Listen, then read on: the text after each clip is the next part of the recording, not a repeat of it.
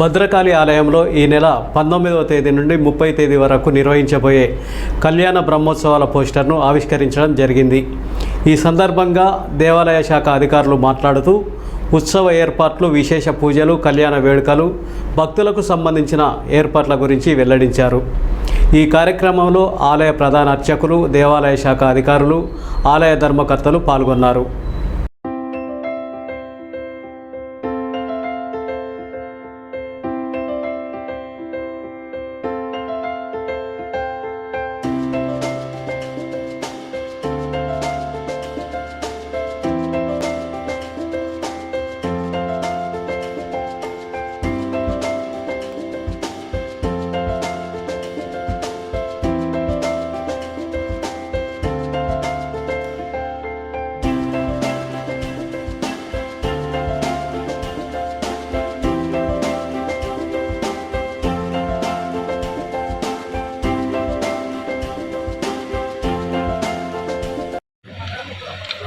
వేదిక మీద ఉన్న యువ మేడం గారు, సునీత గారు మరియు శ్రీజయ్ గారు, మా తోటి ధర్మకర్తలు అందరూ కూడా అందరికీ నమస్కారం.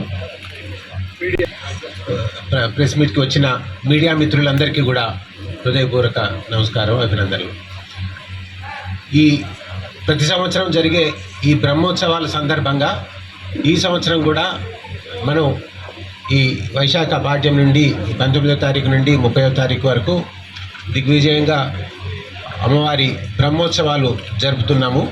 విశేషంగా శంకర జయంతి, అమ్మవారి కళ్యాణోత్సవం కూడా ప్రతి సంవత్సరం జరిగినట్టుగానే ఈ సంవత్సరం కూడా జరుగుతుంది.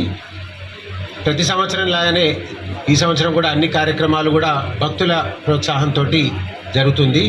వీటన్నిటికీ కూడా మీడియా మిత్రులందరూ కూడా మీరు ఈ అన్నిటినీ కూడా చక్కగా ప్రజల్లోకి వాటిని తీసుకుపోయి వాటి విశిష్టత మీరు ప్రచారం చేస్తే కనుక ప్రతి సంవత్సరం కంటే ఈ సంవత్సరం ఇంకా భక్తులు ఎక్కువ సంఖ్యలో వచ్చే అవకాశం ఉంటుంది.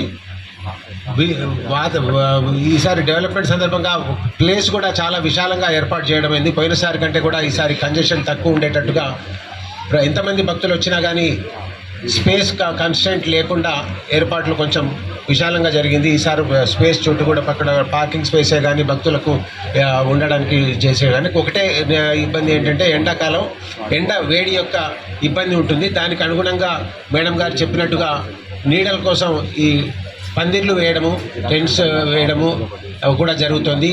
మంచినీళ్ళ సదుపాయం, వాటికి వచ్చిన వాళ్ళకి కాళ్ళు కడుక్కునే సదుపాయం, ఇవన్నీ కూడా ఏర్పాట్లు చేయడం అవుతుంది. క్యూ లైన్లు కూడా ఇంకొంచెం సక్రమంగా విశేషంగా ఏర్పాటు చేయడం కూడా జరుగుతుంది.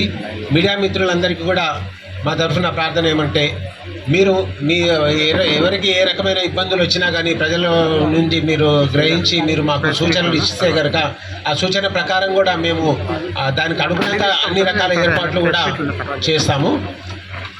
వీటన్నిటికీ కూడా మీ సంపూర్ణ సహకారాలు కావాలని కోరుకుంటూ ధన్యవాదాలు.